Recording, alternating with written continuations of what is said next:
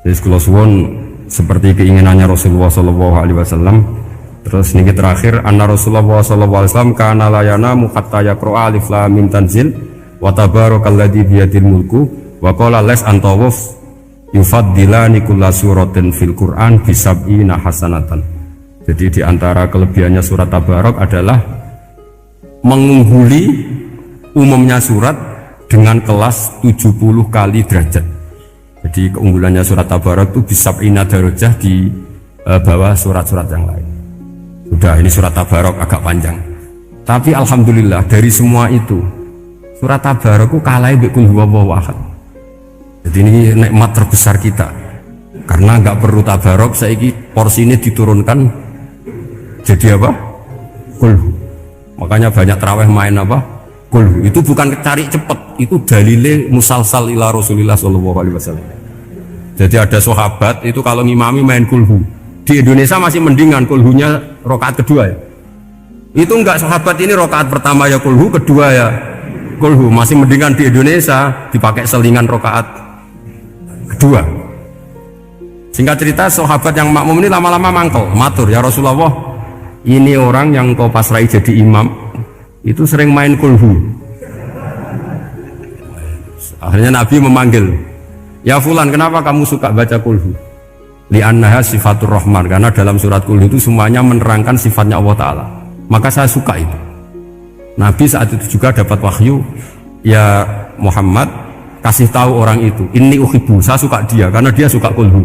Nah, itu aja hafalkan itu. Jadi itu riwayat yang lebih menggembirakan gitu. Jadi enggak usah Tabarak, cukup apa? Dan itu lebih mutawatir. Makanya dalam legenda dunia kiai itu kan ini ada cucunya Sayyidina Ali. Tuh, siapa yang bisa khatam Quran sekian menit, yang menang Sayyidina Ali ya, karena baca kulhu sampai 3 kali. Yang dianggap takdilul Quran, sudah sama dengan baca Quran. Jadi ini ijazah terakhir, ini jadi porsinya tambah turun. Saya itu suka, saya itu punya banyak penggemar lah di Jogja, di Jakarta. Memang agama ini harus mudah. Saya itu kalau baca kulhu itu sampai nangis. Nangis saya bukan karena faham atau haru, itu enggak. Sebaik itu Allah, masa gara-gara hafal kulhu, main kulhu dicintainya? Ya karena memang Allah itu benar-benar zat yang baik. Makanya saya punya teman itu kurang ajarnya Masya Allah. Kalau tes ditanya rukun Islam berapa, nawaqidul wudhu berapa, muftitatus sholat berapa, semuanya dijawab la ilaha illallah. Terakhir ditulis kafir Pak, sama nyalano iki. Nyalano la ilaha illallah kafir apa enggak? Gulunya bingung kan akhir. Di ek iku la ilaha illallah kok di ek. Akhirnya bocah diceluk, "Cung maksudem piye? Mun sampean wani ngek Pak, kafir Pak." Akhirnya sudah ribet-ribet. Pertanyaan apa sih? Ma muktilatus sholat ya la ilaha illallah. Nah gitu wudu ya. Tapi jangan tiru. Lah gurune kok pengen wani kafir. Siapa yang berani ngek la ilaha illallah?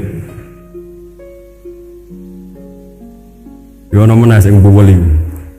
Angin belinge disurati wong tuane. Kalau nu mondok sarang era kuno, jadi ijek lugu wong. Surati wong tuane, kowe gak susah, wong tuamu disurati.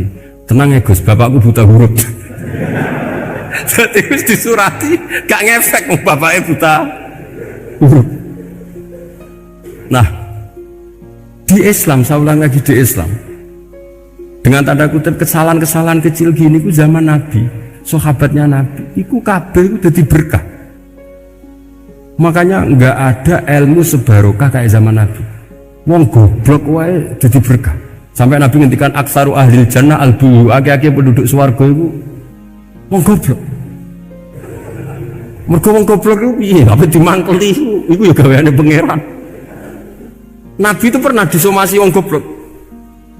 Itu ya piye? Nabi kan cerita kiamat tuh gini. Yang kemarin nggak jadi itu. Terus kiamat di Indonesia kan berapa kali ya? 999 terus 2000 berapa?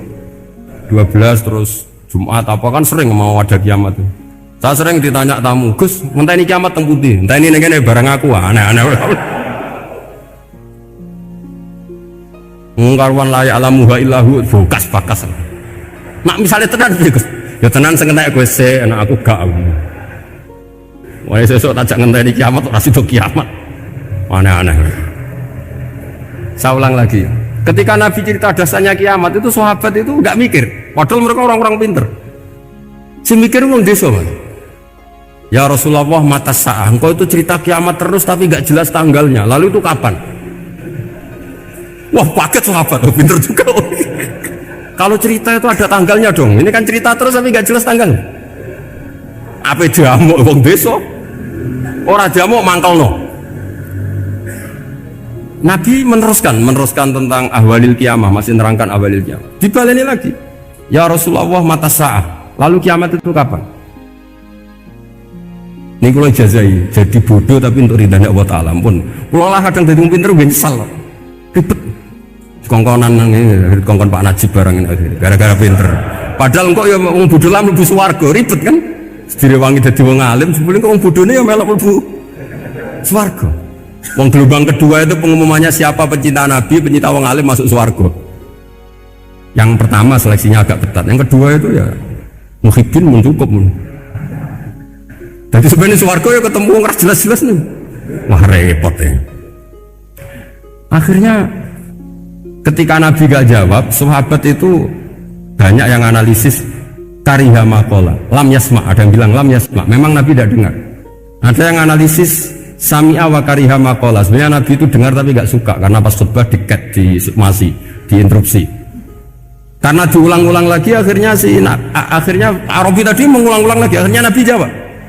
Karena Nabi itu orang yang sangat pintar, jawabnya ma'atatalaha, kamu kok berani tanya kiamat kapan, persiapan kamu apa?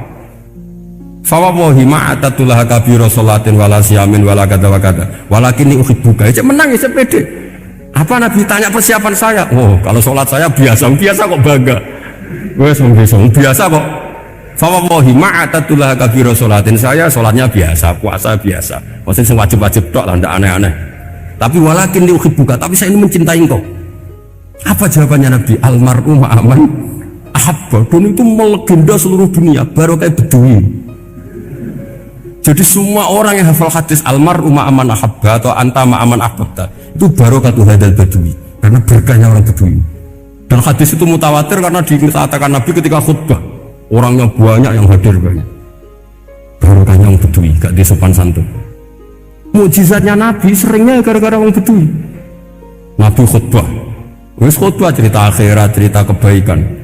Ya Rasulullah, khutbah mohon bakas akhirat kebaikan. Sekarang itu tidak ada hujan, halakatil amwal. Sekarang harta hilang semua. Hewan-hewan sudah mau mati semua karena apa? Kekeringan. Mohon jenengan rasa bakas niku pun jaluk udan mohon.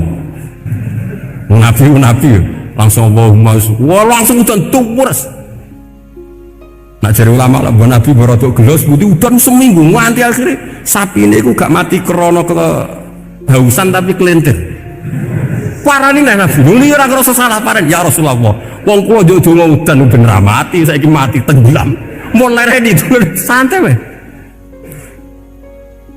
Akhirnya Nabi itu lucu meneh. Allahumma hawalena wala alina Allahumma alal akam wa dzirab terus.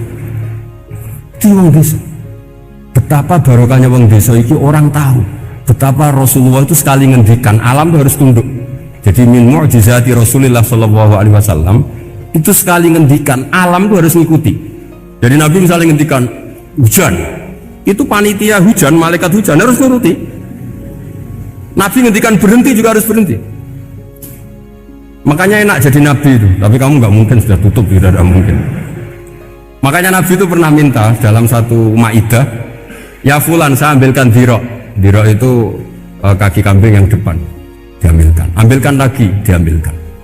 Ambilkan lagi ya Rasulullah, bukankah kambing hanya punya dirok dua, kaki depan dua? Andaikan kamu bilang iya, maka akan selalu ada dirok selagi aku minta-minta. Karena alam ini akan mengikuti. Jadi Nabi misalnya mau dahar gitu ya, kok Nabi ngendikan ya Jabir ini jangan kamu entas, yang entas harus saya.